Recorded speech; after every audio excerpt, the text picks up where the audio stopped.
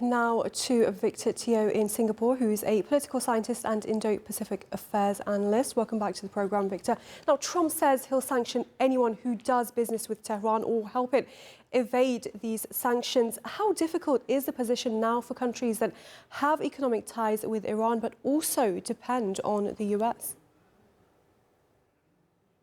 Well, I think Trump is pretty serious because it doesn't look like he's actually winning in the Middle East. So with elections this close, I think he's getting a little bit anxious, or he's getting very anxious, and he's therefore threatening all these countries. So for countries with actually economic ties to Iran, I think it will be okay if they do not actually trade or have economic relations with the US, but it's likely that most of the countries that would have that has relations with the US would have to choose the Americans at this point in time. So a country like, for instance, the UAE would definitely lean towards the US, and it's going to be very painful for Iran because Iran actually relies on some of these Gulf states for the trade, to get around the sanctions that is currently being imposed. So countries like Iraq, for instance, Turkey, for instance, might be affected, I think.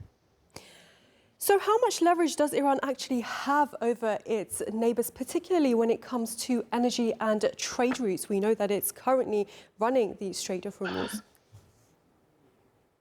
Yeah, I think first and foremost, Iran still, to a certain large extent, controls the Straits of Hormuz.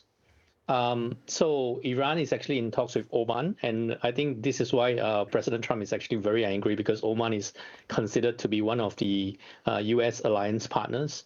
Iran's also have certain influence over the Bab el-Mandeb Straits, but of course Iranian proxies such as the Houthis would be able to help Iran in that respect.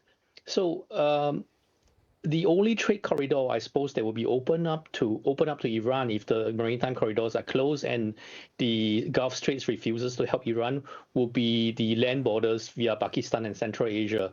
Again, it really depends on how much trade how seriously these countries will take the Americans, if you like, threats into consideration.